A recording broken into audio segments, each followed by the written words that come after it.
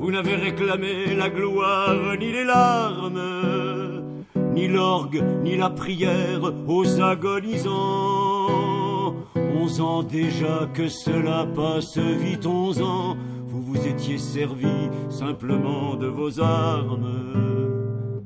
La mort n'éblouit pas les yeux des partisans. Donc on va maintenant passer à ce qu'on a intitulé l'appel de Thoranglières. Donc on s'est dit avec l'association Citoyens Résistants d'hier et d'aujourd'hui qu'on ne pouvait pas, à l'occasion de ce rassemblement qui rassemble de plus en plus de gens, rester indifférent et ne rien dire. Une tache de sang, parce qu'à prononcer vos noms sont difficiles.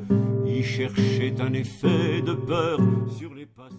Le 8 mars 2004, 13 vétérans des mouvements de résistance et des forces combattantes de la France libre lançaient un appel aux jeunes générations, dénonçant notamment la remise en cause du socle des conquêtes sociales de la libération. Cette tendance régressive s'accélère dramatiquement et nombre de citoyennes et de citoyens s'en indignent. Partout, les valeurs toujours actuelles, incarnées en 1944 dans le programme du Conseil national de la résistance, ouvrent l'espoir qu'un mieux vivre ensemble est possible. Il est aujourd'hui concevable de définir un programme de la résistance pour notre siècle.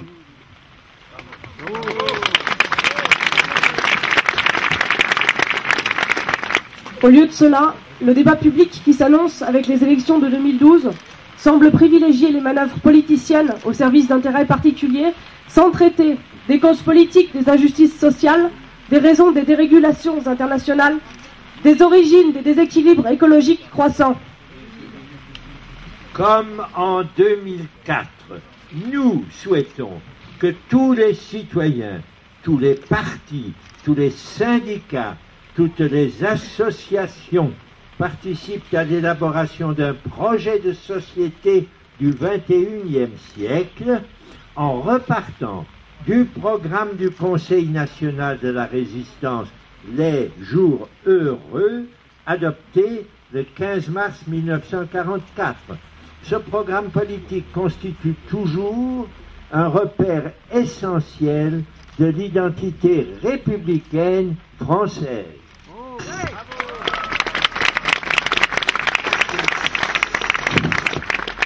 Avec l'association Citoyens Résistants d'hier et d'aujourd'hui, nous appelons tous les partis politiques, toutes les candidates et candidats à un mandat public dans le cadre des élections présidentielles et législatives de 2012 à prendre 3 engagements qui mettront réellement en application la devise républicaine « Liberté, égalité, fraternité ».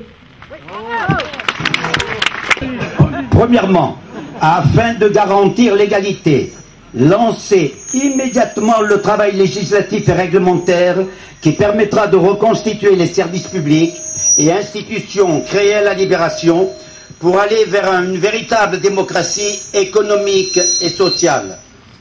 Possible en 1944, cette démarche l'est d'autant plus aujourd'hui alors que le pays n'a cessé de s'enrichir depuis. Droit à la santé pour tous, droit à une retraite, droit à l'éducation, droit au travail, droit à la culture demeurent les seuls véritables garants de l'égalité républicaine. Une égalité qui n'a de sens que dans le respect du droit des étrangers.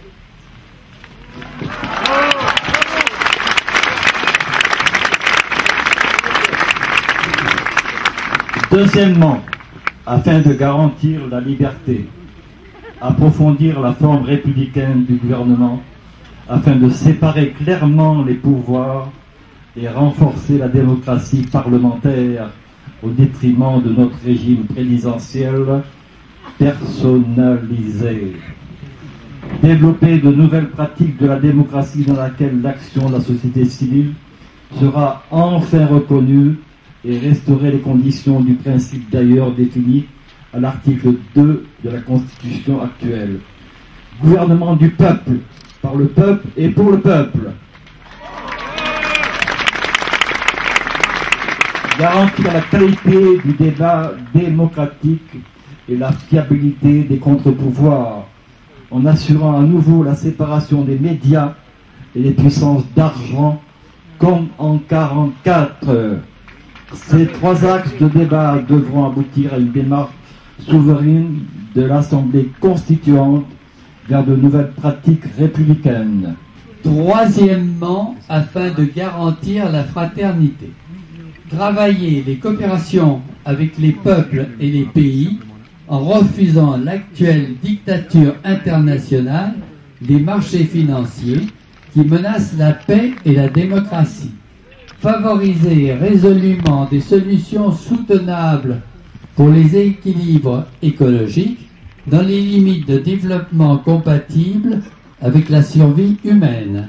Écarter la marchandisation totale, les besoins vitaux de l'être humain comme l'eau, la nourriture et l'énergie. Il est temps de bien vivre ensemble dans la haute nécessité de l'épanouissement du plus grand nombre et d'offrir une perspective d'avenir prometteur aux jeunes générations. Plus que jamais, comme le proclamait en 2004 l'appel des résistants aux jeunes générations, à ceux et celles qui font ce siècle qui commence, nous voulons dire avec affection. Créer, c'est résister. Résister, c'est créer. Prochainement, cet appel aussi sera soumis à signature sur un site internet en collaboration avec des grandes organisations associatives, syndicales ou politiques.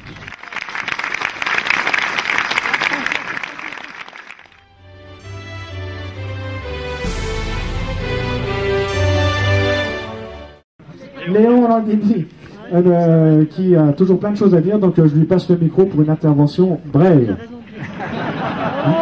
Merci beaucoup. Mesdames, Messieurs, laisser croire que l'Europe existante permettra les changements indispensables que nous préconisons est une erreur. Car comment peut-on affirmer notre attachement indéfectible à l'indépendance nationale et à la souveraineté populaire qui furent un des buts principaux du combat de la résistance dans un pays où désormais le budget de notre nation sera débattu à Bruxelles avant même d'avoir été présenté à l'Assemblée nationale? Comment combattre l'actuelle dictature internationale des marchés financiers dont l'Union européenne est la forme institutionnelle qui menace la paix et la démocratie et l'indépendance des peuples, comme le démontre la mise sous tutelle de la Grèce, danger qui menace notre propre pays? Dans le contexte d'aujourd'hui, comment sera-t-il possible de marier le retour à la nation des grands moyens de production monopolisés, des compagnies d'assurance et des banques, un plan complet de sécurité sociale avec une concurrence libre et non faussée? C'est pourquoi il me semble qu'il est nécessaire que soit ouvert un large débat dans notre pays pour savoir si cette alternative progressiste est compatible ou antinomique du traité de Lisbonne. Je vous remercie.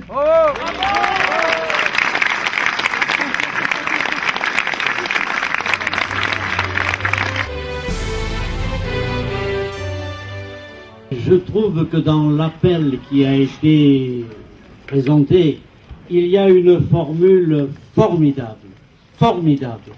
C'est la dictature, l'actuelle dictature internationale des marchés financiers.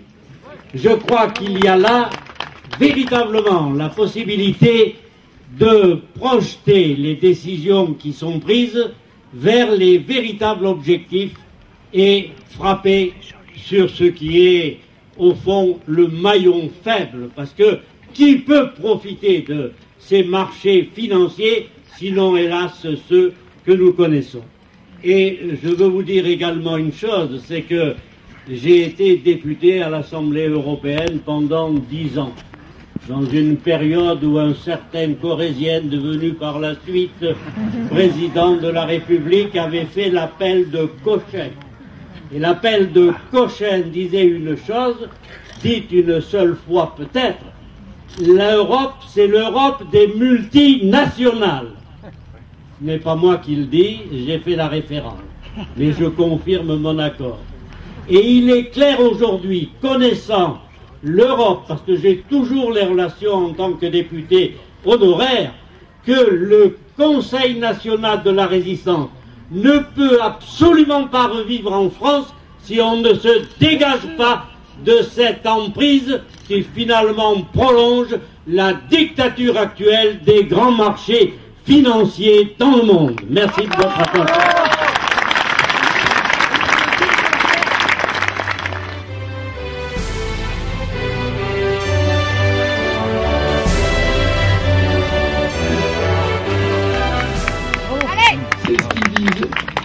Disaient les étrangers, parce que pendant la guerre, j'ai eu tellement d'étrangers avec moi. Quand le débarquement a eu lieu, des jeunes espagnols, italiens, ukrainiens, toutes sortes, sont venus nous rejoindre, alors que de mes camarades bourgeois, la plupart n'ont rien fait.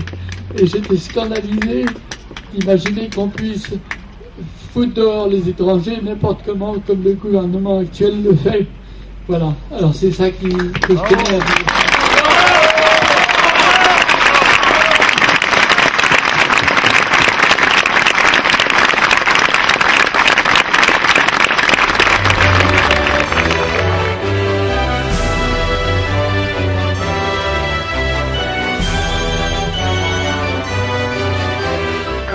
Raymond Gurem est issu d'une famille du voyage, d'une famille du cirque, c'est ça.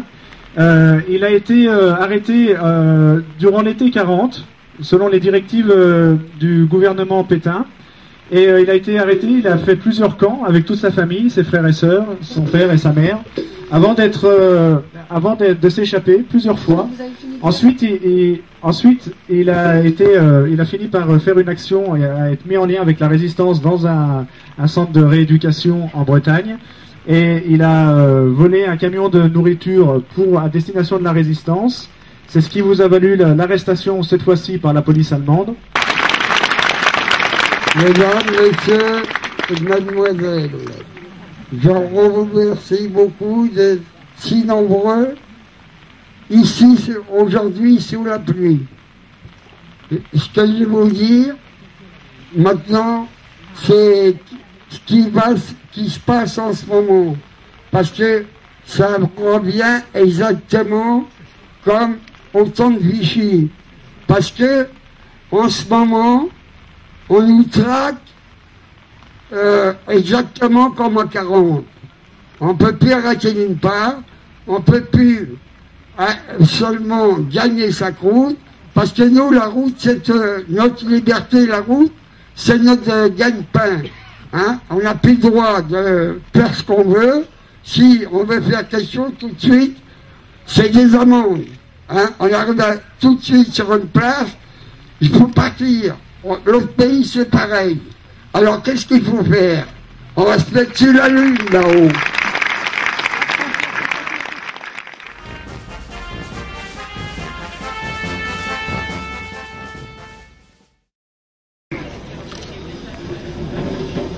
Oui, je suis ici pour affirmer ma conviction à la fidélité de la mémoire de la résistance et qu'elle ne peut se limiter au seul rappel des faits militaires, qu'elle exige l'évocation des sentiments et des aspirations de ceux qui en furent les témoins. En rappelant le titre et le texte intégral du programme d'action du Conseil national de la résistance et en se dressant contre sa démolition, l'association citoyen résistant d'hier et d'aujourd'hui ne s'arrête pas à un rite d'opposition à un pèlerinage ostentatoire. Elle se veut en prise avec les luttes contemporaines pour l'édification de la cité de justice et d'honneur et de vie dont nous rêvions il y a 70 ans.